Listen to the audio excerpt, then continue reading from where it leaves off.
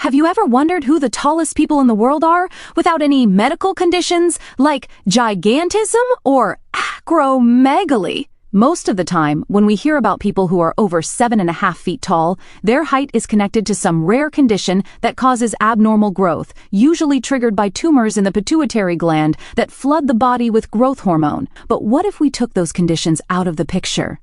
What if we focused only on the rarest of rare cases, individuals who reached jaw-dropping heights, not because of a disorder, but purely through genetics and natural variation? That's exactly what we're exploring in this video.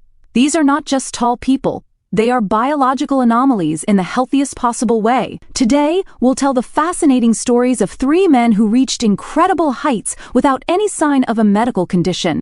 These giants of the basketball world have stunned doctors, wowed fans, and walked among us as living proof that sometimes nature just does its own thing, and we're here to witness it. Let's start our journey with one of the most mysterious and least known figures on this list, Ri Myung-hun, also known by some in the West as Michael Ri, standing at an unbelievable 7 feet 8.5 inches, or 235 centimeters. Ri was not just tall, he was titanic.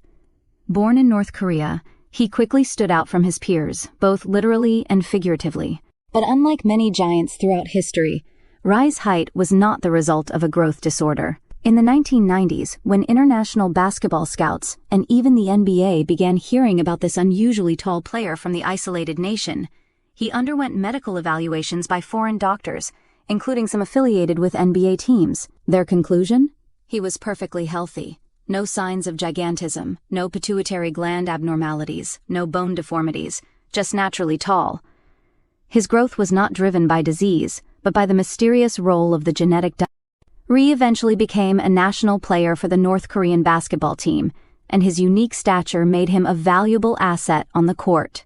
There were even talks of bringing him to the NBA, with teams like the Portland Trail Blazers expressing interest. But the political climate of North Korea during the 90s blocked any dreams of Ri playing in the U.S. Despite diplomatic attempts, North Korea refused to allow their star athlete to leave the country. And so, Ri Myung-hun became the forbidden giant, a player whose towering talent was kept hidden from the rest of the basketball world. To this day, he remains one of the tallest people to ever play the game, and unlike many others with similar height, he did it all without the complications of a growth disorder. Next, we go to the United Kingdom, where another natural giant has made his mark, not just in sports, but also in entertainment.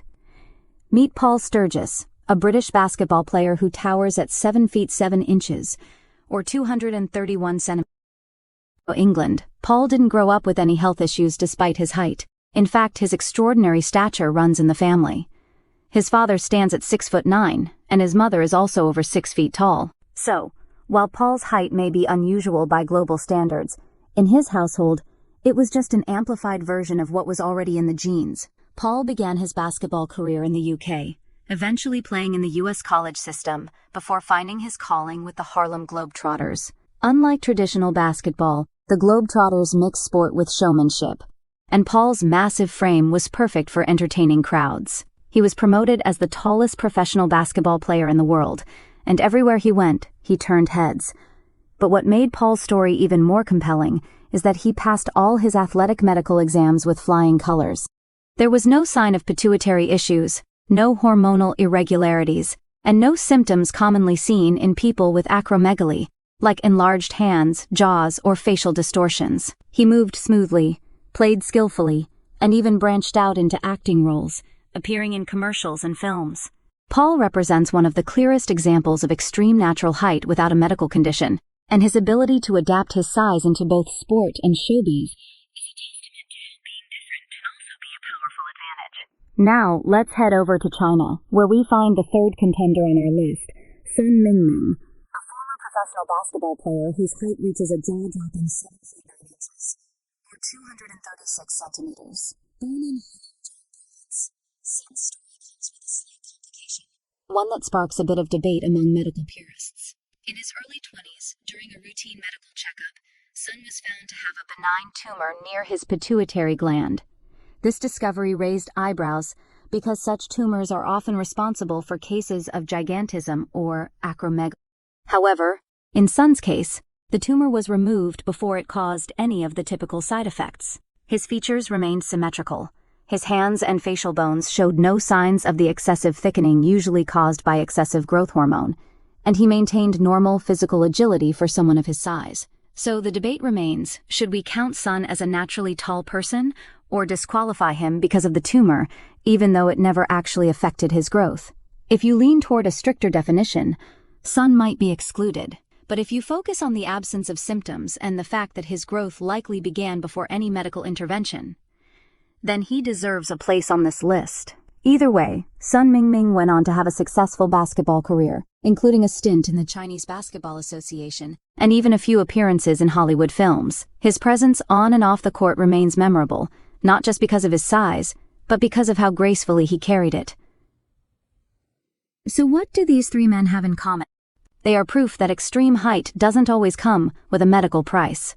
In a world where most people over 7 feet 5 inches are dealing with health complications, these individuals stand tall, literally and figuratively, without the burden of illness. Ri Myung-hun could have been an NBA legend if politics hadn't kept him in North Korea. Paul Sturgis turned his rare stature into a worldwide performance act that inspired people to embrace uniqueness. And Sun Mingming, despite the medical footnote, lived and played with no signs of the conditions that typically accompany such height.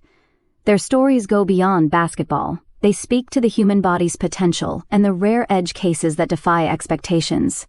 They remind us that sometimes nature creates outliers, people whose genetics just happen to align in a way that most of us will never experience. And while we often hear about the pain and complications of those suffering from gigantism, these three prove that tall doesn't always mean Their lives, while different, are not defined by suffering, but by adaptation, achievement, and even celebration. In sports, their height gave them an edge. In life, it gave them a story. But behind those towering frames are men who lived, trained, and worked just like everyone else, with passion, discipline, and drive. Whether it was Rai attempting to break through political borders, Paul turning games into shows, or Sun proving skeptics wrong, each of them left a footprint not just on the court, but in the way we look at what's natural. So the next time someone tells you about the tallest man in the world, don't just think about diseases or tragic conditions. Think about Ri, Paul, and Sun, giants who didn't need a diagnosis to explain their size. They were born this way. They lived this way.